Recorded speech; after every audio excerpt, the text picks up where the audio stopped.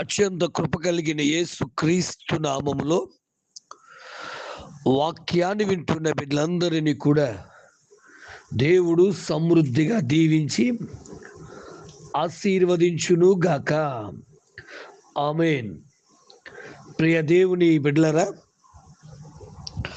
అందరూ ఎలాగున్నారు? బాగున్నారు కదూ? ఉదయమే లేచి ప్రార్థన చేసుకున్నారా? పరిశుద్ధ గ్రంథాన్ని చదివి ధ్యానం చేశారనన్నా? ప్రియ దేవుని పిల్లరా, ఈ రోజుల్లో మనుషులు ఎలా తయారయ్యారు అంటే, తనకన్నా ఒక వ్యక్తి గొప్పవాడు అంటూ ఉంటే, ఏ వ్యక్తినైనా తన ఎదుట మెచ్చుకుంటూ ఉంటే మనుషులు సహించలేకపోతున్నారు. ఉదాహరణ, మొదటి సమూయేలు గ్రంథం 18వ అధ్యాయంలో 7వ వచనాన్ని మనం చూసినప్పుడు, సౌలు 1000 కొలదియు దావీదు 10,000 కొలదియు అని ఆ జనులు పాటలు పాడుతున్నప్పుడు, ఆ పాట విన్నటువంటి సౌలుకి నచ్చలేదు, చాలా కోపం వచ్చింది. దేవుని బిడ్డలారా, ఈరోజు కూడా అలాగే ఉంది. ఒక వ్యక్తి ఎదుట ఎవరినైనా మెచ్చుకుంటూ ఉంటే ఆ వ్యక్తి మీద ఏదో బురద చల్లాలి అనే ఆలోచన మనుషులకి వస్తూ ఉంది. అరే, మనోడే కదా, ఎదుగుతున్నాడు కదా, ఎదిగితే మనము కూడా రేపొద్దున మనకు కూడా ఒక హ్యాండ్ ఇస్తాడు అనేటువంటి ఆలోచన రావట్లేదు. దైవవాక్యం వింటున్న దేవుని బిడ్డ, ఈ మాటలు ఆలోచన చేద్దాం. ఒక ఉద్యోగస్తుడు తన తోటి ఉద్యోగస్తుడి మీద, దయచేసి తన తోటి ఉద్యోగస్తుడు కొంచెం మంచి స్థితిలోకి వెళ్తుంటే ఆ వ్యక్తి మీద బురద చల్లేటట్టుగా ఉన్నాడు. ఒక పాటలు పాడే వ్యక్తి మరొక తన తోటి ఎదుగుతున్న పాటలు పాడే వ్యక్తి మీద బురద చల్లుతున్నారు. ఒక ప్రసంగికుడు మరొకరి మీద బురద చల్లుతూ ఉన్నారు. ఒక సంఘం మరొక సంఘం మీద బురద చల్లుతూనే ఉన్నారు. దయచేసి దేవుని బిడ్డలమని చెప్పుకుంటూనే ఐక్యత లేని వారిగా దేవునికి దూరంగా జీవించేస్తూ ఉన్నాం. దేవుని బిడ్డ, అలాగా నీ తోటి వారి మీద, ఎదుగుతున్న వారి మీద దయచేసి ఎలా బురద చల్లుతూ లోపల అసూయతో నలిగిపోతూ ఉంటే దయచేసి గమనించు, దేవుని ప్రేమకు దూరం అవుతావు. జాగ్రత్త. సౌలు తన ఎదుట ఎదుగుతున్న, తనకన్నా చిన్నవాడైన మరి దావీదును జనులు పొగుడుతూ ఉంటే సహించలేకపోతున్నాడు. తన ఎదుట చిన్నవాడిగా ఎదుగుతూ మంచి పేరు సంపాదించుకుంటున్న వ్యక్తిని చూసి అసూయ పడిపోతున్నాడు. తమ్ముడు, చెల్లి, అన్న, అక్క, దయచేసి నీకు కూడా అలాగే ఉందా? నీ ఎదుట ఎవరైనా ఎదుగుతూ ఉంటే వారిని చూసి ఓర్వలేకున్నావా? దయచేసి ఆలోచన చే. ఆ యొక్క ఆలోచన నీది కాదు, సాతాను నీలో ప్రవేశపెడుతున్నాడని అర్థం చేసుకో. మరీ చెప్తున్నాను, సౌలు దావీదు ఎదుగుదలను చూసి ఓర్వలేకపోతున్నాడు. దావీదును పొగుడుతున్నటువంటి ఆ మనుషుల పొగడత చూసి అసూయ చెందుతూ ఉన్నాడు. దేవుని ప్రేమకు దూరమైపోతున్నాడు. ఇంకో మాట చెప్పనండి, ఆదికాండం 4వ అధ్యాయం 4వ వచనంలో దేవునికి అర్పణలు తెచ్చారు కయ్యేను, హేబేలులు. కయ్యేను అర్పణ దేవునికి ఇష్టమైనదిగా ఉన్నది. హేబేలు అర్పణ దేవునికి ఇష్టం కాలేదు.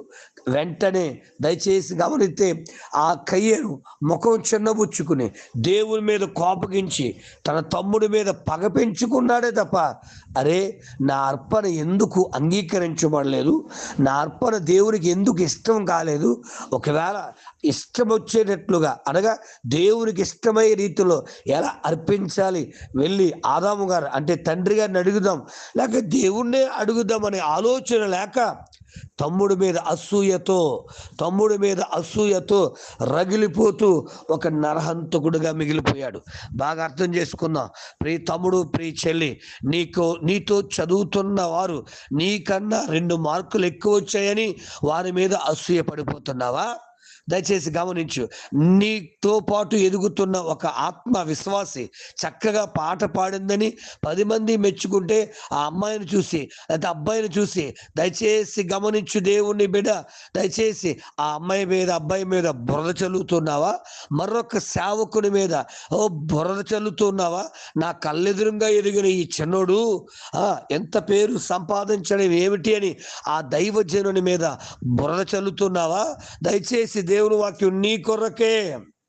ఆ అసూయ స్వభావము మంచిది కాదు. అది నీ జీవితాన్ని పాడు చేస్తుంది. దేవుని చిత్తాన్ని నెరవేర్చకుండా దేవునికి దూరం అయ్యేటట్లు దయచేసి నీ ప్రవర్తన మార్చేస్తాను. చూడండి, కయ్యేను దేవుని దగ్గరకు వచ్చి, అయ్యా పోనీ ఈ సిస్టమ్ లేకపోతే ఈ విధానం నీకు నచ్చకపోతే ఎలా అర్పించాలో నాకు నేర్పించునైనా. పోనీలే మూడోదిగా చూస్తే పోనీ ఏబేలు మా తమ్ముడే కదా, నా అర్పణ కాకపోతే మా తమ్ముడు అర్పణ అయినా అంగీకరించో, నా కుటుంబము మా ఇల్లు ఆశీర్వదించబడుతుందని ఐక్యతతో కూడిన ఆలోచన రాకుండా సాతాను కయ్యేను గారికి తర్వాత సౌలు గారి మీద తన విషపు ఆలోచనలతో దేవునికి దూరమయ్యేటట్లుగా చేసేసాడు. వాక్యం వెంటనే బిడ్డ, నిజమే, నీ ఇంటిలో నీ ఇంటి వారి మీద ఇలాగే అసూయపడిపోతున్నావా? నీ తమ్ముడు ఎదుగుదల, నీ అక్క ఎదుగుదల, నీ అన్న ఎదుగుదల, సొంత ఇంటిలో వారే ఎదుగుతుంటే చూసి వారవలేకపోతున్నావా?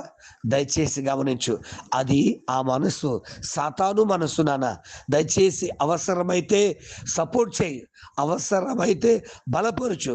ఒకవేళ నీవు ఎదగాలని ఉంటే దేవుని దగ్గర మొర్రపెట్టు, అయ్యా నేను ఇలాగ ఎదగాలని ఉంది అని మొర్ర పెడితే దేవుడు తప్పకుండా నీకును అటువంటి కృపను అనుగ్రహిస్తాడు, ఉన్నతమైన భవిష్యత్తును ఇస్తాడు. అంతేగాని దయచేసి అనవసరమైన అసూయ చేత దేవుని ప్రేమకు దూరం అవ్వద్దని తెలియజేస్తున్నాను. దయచేసి ఇంకా ఎవరైనా సొంత తమ్ముడి మీద లేకపోతే తన కింద ఉన్న వారి మీద లేదా తన తోటి వారి మీద అసూయ పడుతూ లేనిపోని బురద చల్లితే ఈ రోజు నుంచి అయినా ఒక మంచి నిర్ణయానికి వచ్చి మన తోటి వారికి సహకరిద్దాం, దైవాశీర్వాదాలు పొందుకుందాం. తండ్రి నీకు వందనాలు అయ్యా.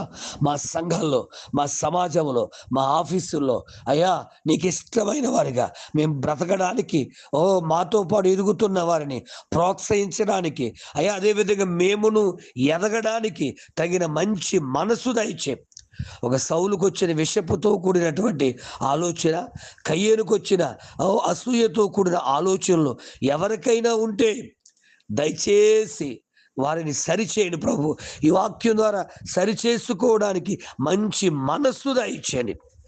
మీ చిత్తం, మీ ఇష్టం, మీ ఆలోచన మీ అభిషేకంతో నింపి నడిపించి బలపరిచి మహిమ మేలులతో నింపమని, సన్నిధిలో వాడుకోమని, వర్ధలింప చేయమని, కృపను విస్తరింప చేయమని యేసు నామమున అడుగుచున్నాను తండ్రి, ఆమేన్. ప్రార్థన అవసరతల కొరకు నా సెల్ నంబర్ 9866958571.